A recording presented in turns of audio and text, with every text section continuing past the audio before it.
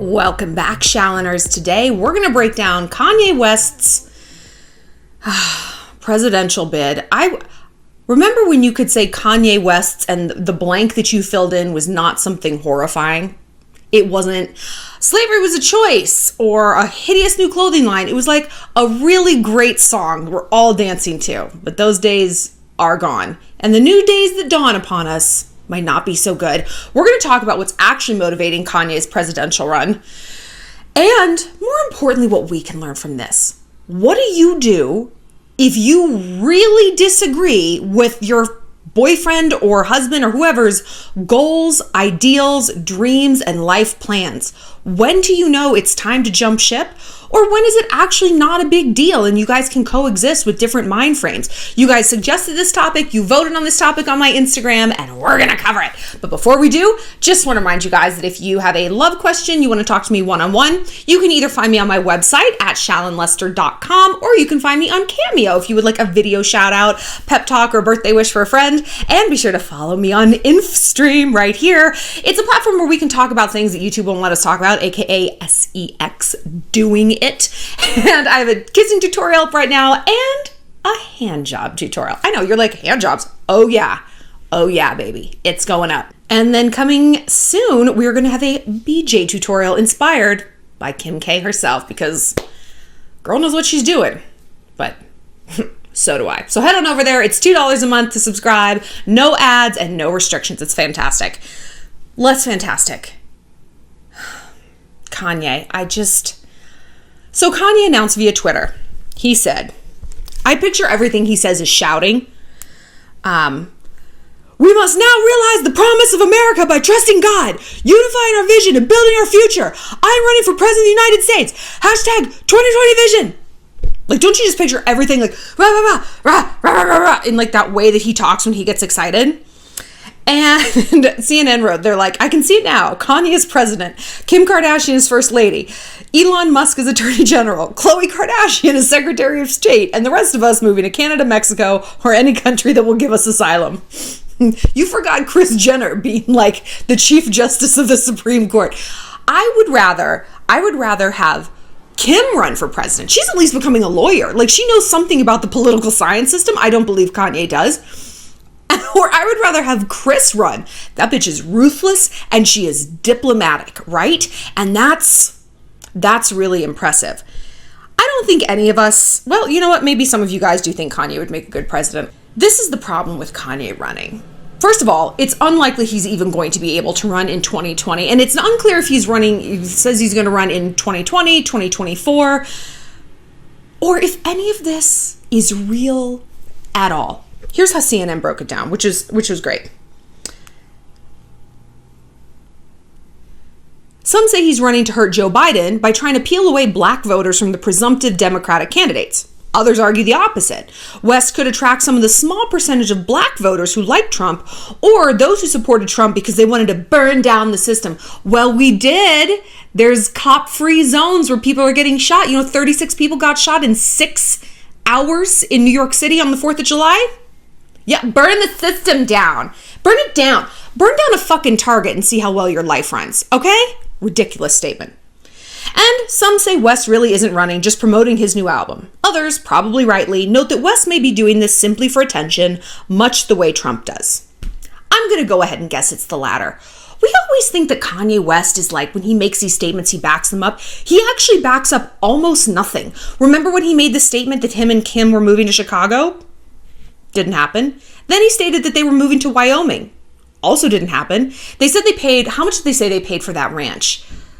I want to say it's $15 million, but that doesn't sound high enough. He said something crazy and he's like, we're building a ranch, we're building a compound. That is factually untrue.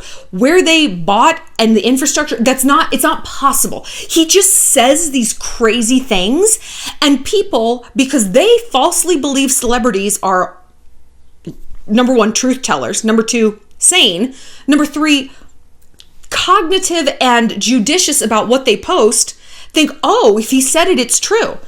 You know what we do here on this channel? We shine a light onto celebrity bullshit. We shine a light onto the PR machine, the attention machine, and the lying machine of celebrities. It's one thing to be 12 years old and look up to a celebrity and be like, wow, they just know everything. If you're on this channel, you're probably an adult. So it's time to wake up. Celebrities, they lie.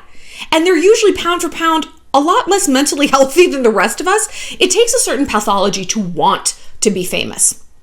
And certainly a certain pathology to want to start your own church. Okay? And yet another disturbing pathology to create a clothing line where you look like you just wandered out of some sort of Tour de France prison camp in bike shorts and baby vomit palette colors. The hubris. I wish every day of my life I could wake up with just an eyedropper full of the confidence Kanye West has. But is it confidence or is it madness? Kanye has been not open about his mental health struggles, but he has revealed that he's been diagnosed with bipolar disorder. Then he backtracks. No, I don't have it. Well, I do when I'm off my meds. There's been a lot. And we have talked in other videos about Kim, what the fuck, dude? What are you still doing here? And we talked about confirmation bias. You guys can go check out that video here about what makes us double down on very bad decisions. But I mean, the too long didn't read of it is I think Kim is simply, she will not have another divorce. I think it's too embarrassing for her. She's a prideful person. And also it's this Pygmalion concept where Kim is a narcissist and she's evolving, certainly. And, she's doing good things with her legal help. And people are like, oh, does she really want to help people? Is she just doing this for attention? Who fucking cares, dude? Who cares? She's getting people out of prison. She's going to law school. Who really cares? Do you think your average, high profile lawyer is doing it only for altruism? What about a plastic surgeon? What about a congressperson? No, there's ego driving everything that every successful person does. It doesn't negate what they do. So who cares? Let the woman live. But she also needs to be worshipped. And Kanye, through his beautiful madness, does worship her. She is the muse. And even when they fight, where he's like, I threw away all your shoes. Everything you have is hideous. I'm remaking you completely. She likes that attention, right? She likes that his whole world orients around her, for better or for worse, and they were having a lot of problems during quarantine. Can you imagine being quarantined with 4 children and a Kanye West? I don't care how many nannies you have. I don't care if you have 10 nannies just for him. He's still in your house. Then I don't care how big that house is. I wouldn't want him in the same Holiday Inn off the side of the road as me, just bouncing around and trying to tell me ideas and throwing away all my shoes. No. So is Kanye really running for president? Probably not. It's a very expensive proposition. I don't think he's can get it together to do it for 2020. And we just need to talk real quick about something that Americans need to get about the election. You're probably not gonna like either candidate. Who told you that's what this is? You're not on Tinder. It's do I like him? Do I like him?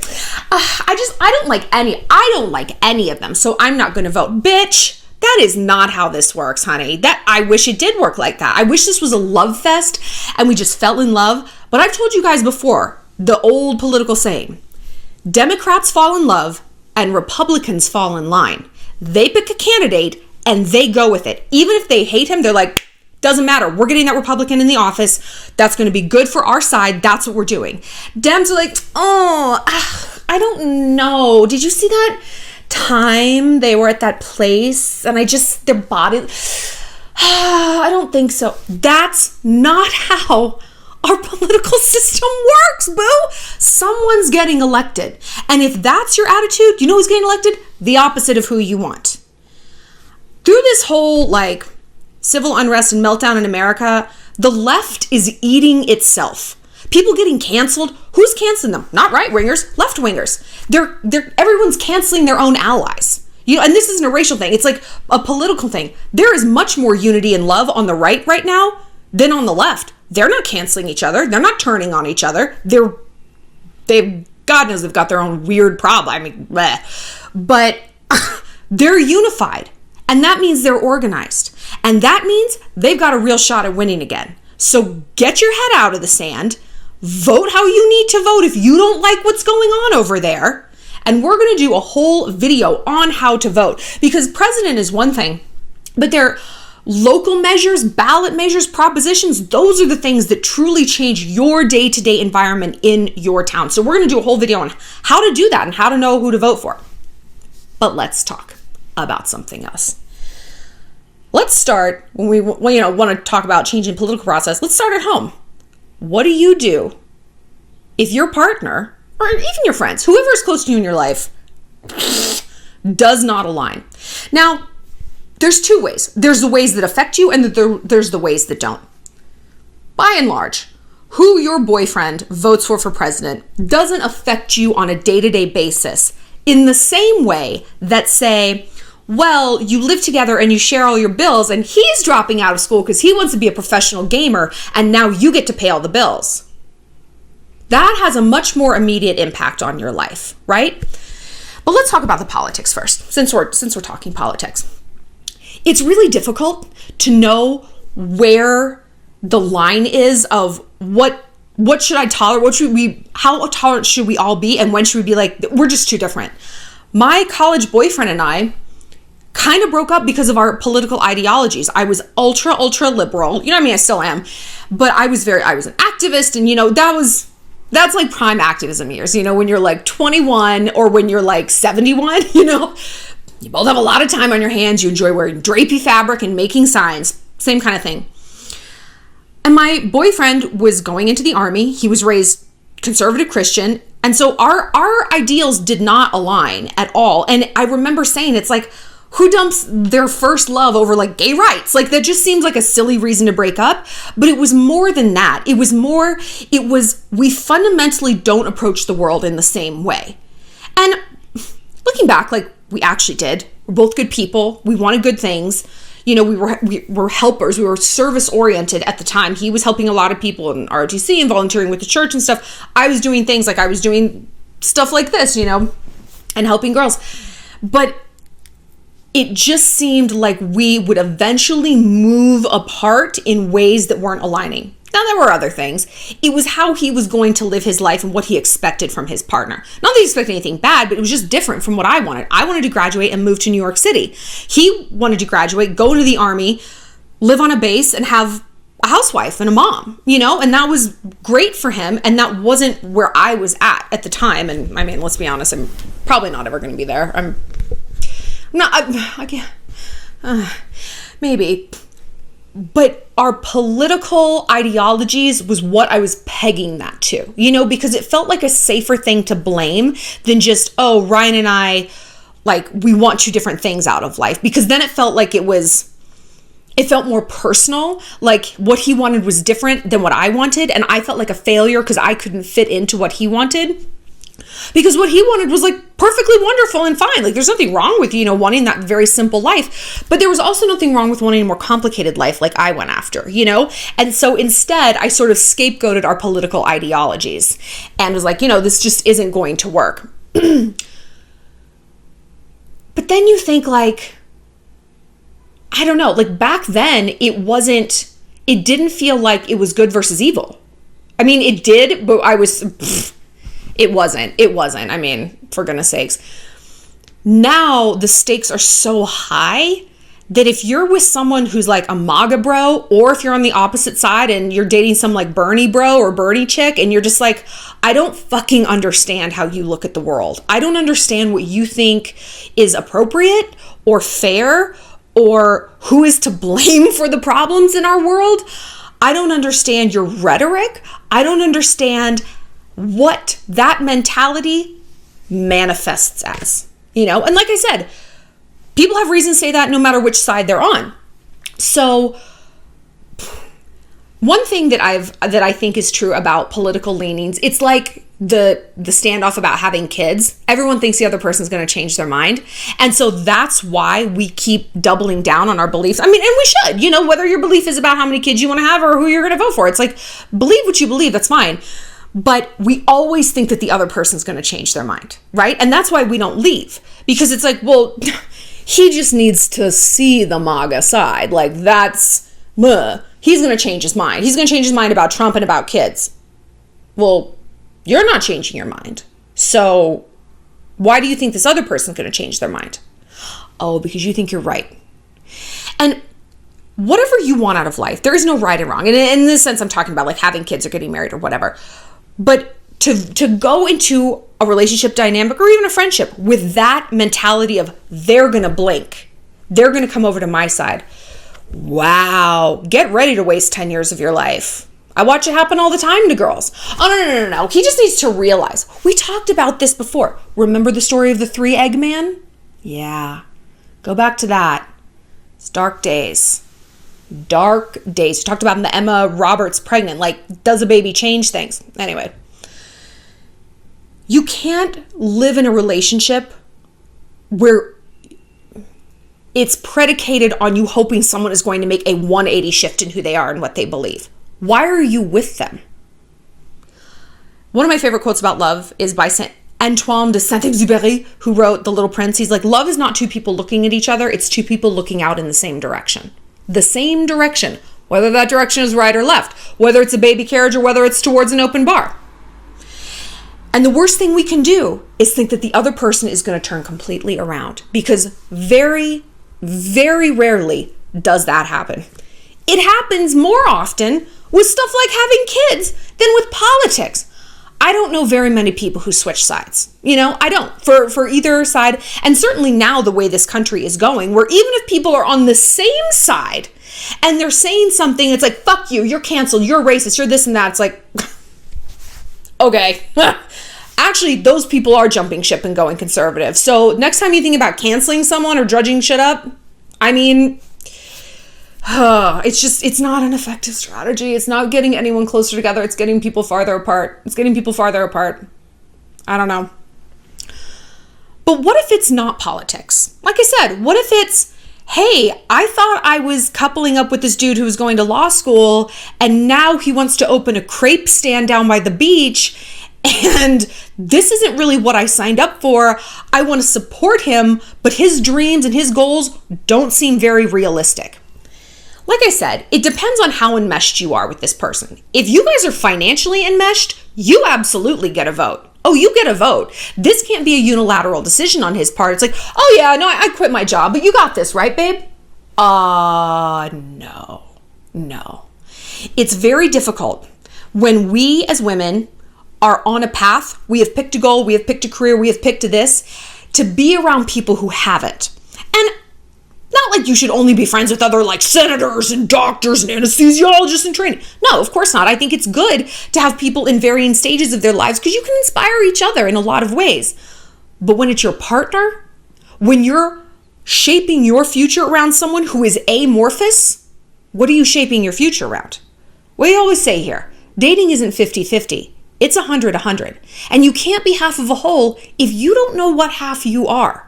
And if your partner has suddenly taken a 180 in terms of their career, their health, where they want to live, what they want out of life, if they want to run away and join the circus and never have kids and blah, blah, blah, we must always evaluate our happiness in a relationship based on a snapshot today.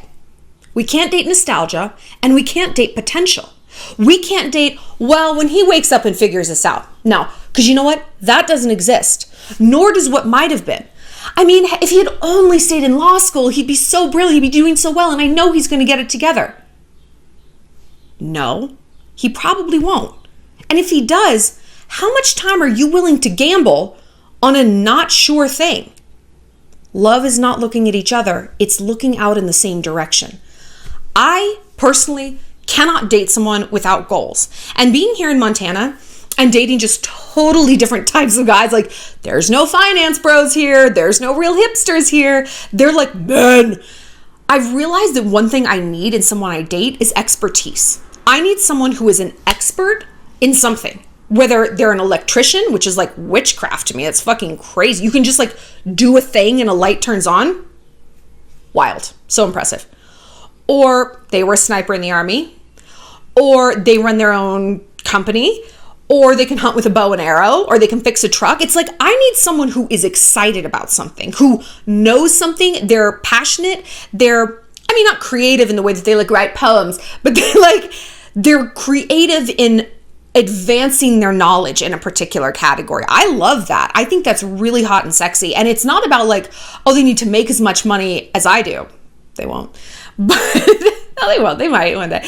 But they need to be on a path of their own, because I can get down with whatever path they're on for the most part, but I can't get down with a dude who's just wandering around in circles. That is fundamentally very foreign to me, because I'm not like that. I'm very methodical, I'm very goal oriented, and I'm driven. And I need someone who's doing the same thing, who's like inspired me. Like, get up, babe, we're going to the gym. I got to get up early. I've got a meeting to close a new client. Ooh, look at this cool thing I learned. I bought another $1,600 shotgun when I went to Murdoch's to get beef jerky. Stop doing it. So that's something I need. And I think you need to evaluate with yourself, what is your chaos tolerance? Chaos tolerance is a true psychological metric. And it's debatable what fuels a chaos tolerance. Some schools of thought are like, oh, if you had a really stable upbringing, you have almost a higher chaos tolerance because you were never like, oh no, I have to eat all 10 pieces of pizza because if I don't, they won't be there in the morning. You feel like you have wiggle room to explore because you've had an emotional home base.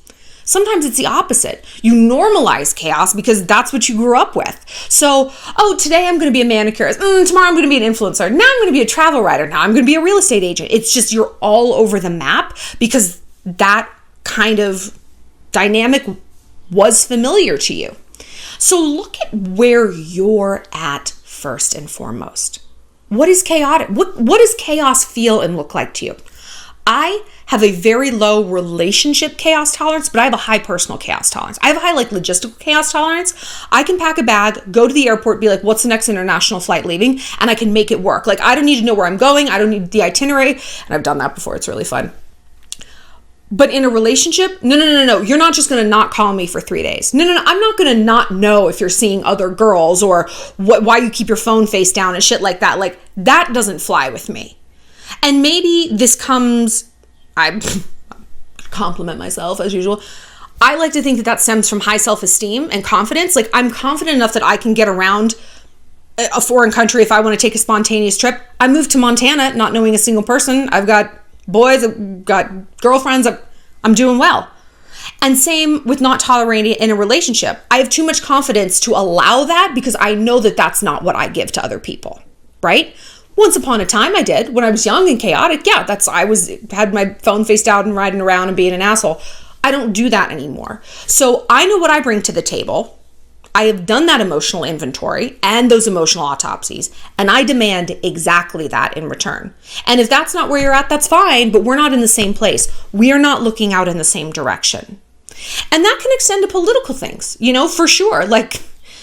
I'll do a video on small town culture shock here in Montana because it's shocking in good ways and obviously, less good ways, but it's way more of a liberal place than I thought. I thought it was going to be MAGA as far as the eye can see, and I was just like, I'm just going to stay in my house then, but it's not. It's interesting. It's a true libertarian place, which is really, really fascinating when it works. I don't recommend libertarianism for Dallas, Texas, but small town Montana kind of works. But I'll do a whole thing on that. So you have to ask yourself, truly be honest and neutrally evaluate, where is this guy going? What does this opinion or conviction or goal, where is it going to lead? Let's take it all the way to, let's take it to the best and the worst case scenarios. Best and worst case scenarios. Your boyfriend's dropped out of school to be a professional gamer. Okay. This is a question I get a lot, actually. I can't think of anything less attractive than a guy who just wants to sit there and mainline Mountain Dew all day and be like, did you shoot? Did you shoot? Are we the same team? I don't even know gamer terms. I don't need to know. Don't want to know. Don't need to know. At best, okay, he's going to be a professional gamer. Well, that means he's probably going to spend 18 hours a day gaming. That probably means his health is going to suffer. It's not a sport. Let's not try that. He's going to have less time to spend with me. And this is the best case scenario. This is if he actually makes it. And then he's going to be traveling around to tournaments and he's going to be streaming and then people are going to be mean to him online and blah, blah, blah. That's the best case scenario. Is this us looking out in the same direction? But I want him to be happy. Girl, you can want that for someone and still acknowledge that maybe their version of happiness is not yours. They don't have to be the same thing.